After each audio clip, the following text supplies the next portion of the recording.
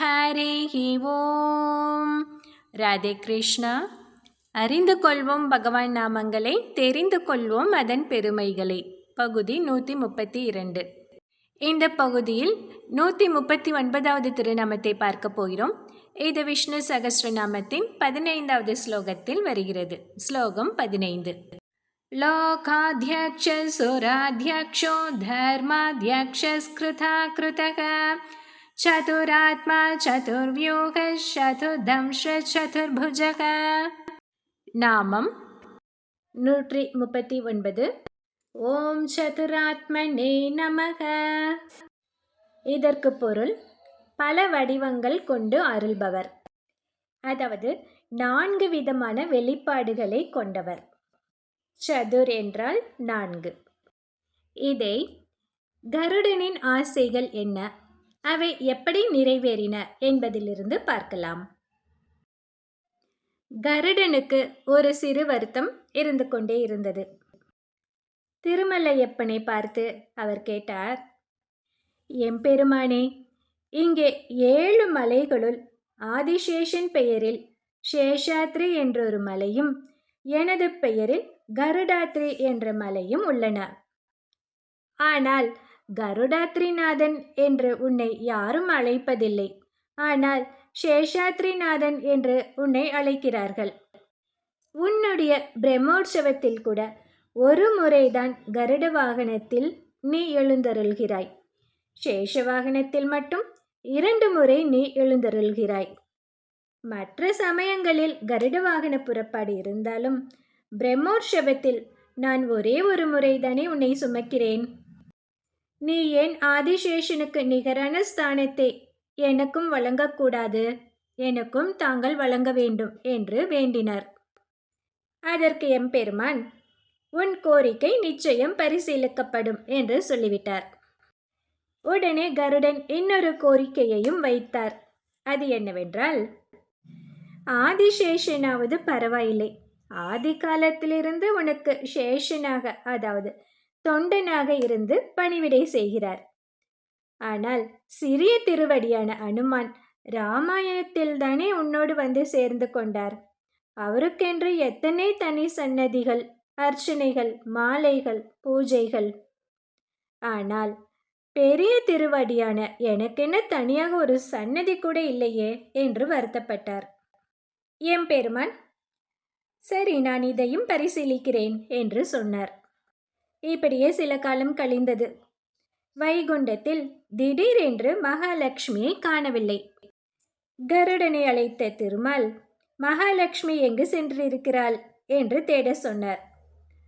பல இடங்களில் தேடிய கருடன் திருநறையூர் எனப்படும் நாச்சியார் கோவிலில் மேதாவி என்னும் முனிவரின் மகளாக வஞ்சுளவள்ளி என்ற பெயருடன் மகாலட்சுமி தேவியார் அவதரித்திருப்பதை கண்டறிந்து திருமாலிடம் தெரிவித்தார். திருமாலுக்கு இதெல்லாம் தெரியாதா என்ன? எல்லாமே அவனின் விளையாட்டு தானே. கருடனுக்கு அருள் புரிவதற்காகவே இத்தனை நாடகம். சரி, அவளை மணந்து கொள்ள விரும்பிய திருமால், அதாவது வஞ்சுளவள்ளி தேவியை மணந்து கொள்ள விரும்பிய திருமால், வாசுதேவன், பிரத்யும்னன், அனிருத்தன், சங்கர்ஷணன், புருஷோத்தமன் என்று 5 வடிவங்கள் எடுத்துக்கொண்டு நாச்சியார் கோவிலில் உள்ள மேதாவி முனிவரின் ஆசிரமத்திற்கு வந்தார். வந்து மேதாவியிடம் என்ன சொன்னார் தெரியுமா? நாங்கள் 5வரும் வேதம் கற்கும் பிரம்மச்சாரிகள். எங்களுக்கு இங்கே உணவு கிடைக்குமா என்று கேட்டார். மேதாவியும் தன் மகள் வஞ்சுளவள்ளியிடம் வந்தவர்களுக்கு உணவு பரிமாற சொன்னார். 5வரும் உண்ட பின் கை கழுவுவதற்காக வஞ்சுளவள்ளி ஒரு குவளையில் தண்ணீர் கொண்டு வந்து கொடுத்தாள். சாப்பிட்டு முதலில் வந்த வாசுதேவன் தான் கை கழுவிய பிறகு வஞ்சுளவள்ளியின் கையை பிடித்து இழுத்தார். வஞ்சுளவள்ளி தேவி அப்பா என்று அலறினார்.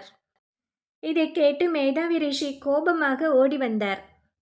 அப்போது வாசுதேவன் தனக்கே உரிய அடையாளங்களாக இருக்கும் சுதர்சன சக்கரத்தையும் பாஞ்சஜன்ய சங்கையும் எடுத்து மேதாவியிடம் காட்டவே அவர் புரிந்து கொண்டார்.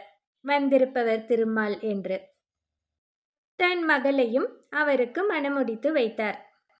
அதன் பிறகு கருடனை அழைத்த திருமால், திருமலையில் நீ என்னென்ன கோரிக்கைகள் வைத்தாயோ அவை அனைத்தையும் இங்கே நிறைவேற்றி வைக்கிறேன் என்று சொன்னார்.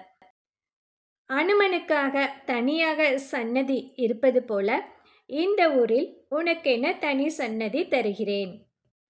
பிறகு திருமலையில் கருடாத்ரி என்று மலை இருந்தும் யாரும் என்னை கருடாத்ரிநாதன் என்று அழைப்பதில்லை என்று வருந்தினாயல்லவா? அந்த குறை தீர இந்த ஊரில் நீ மலை போன்ற கல்கருடனாக கல்லால் ஆன திருமேனியுடன் விளங்குவாய். என்னை விட புகழ் பெற்றவனாக இந்த ஊரில் நீ விளங்குவாய் என்றார். அடுத்து திருமலையில் 2 முறை சேஷவாகனம் இருப்பது போல இந்த ஊரில் மார்கழியில் 1 முறை, பங்குனியில் 1 முறை என வருடத்தில் 2 முறை கருட வாகனத்தில் நான் காட்சி தருவேன் என்று சொல்லி கருடனின் அனைத்து கோரிக்கைகளையும் நிறைவேற்றினார் எம்பெருமான்.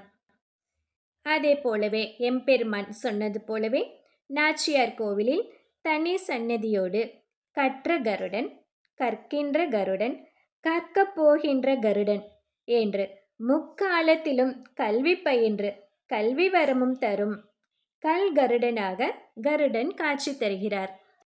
அதே போன்றே அவருக்கு அருள் புரிய வந்த திருமால் வாசுதேவன், பிரத்யும்னன், அனிருத்தன், புருஷோத்தமன், சங்கர்ஷணன் என்று 5 வடிவங்களுடன் காட்சி தருகிறார் இந்த நாச்சியார் கோவிலில். இப்படி தன் அடியார்களுக்கு அருள் புரிவதற்காக பற்பல வடிவங்கள் எடுக்கிறார் திருமால்.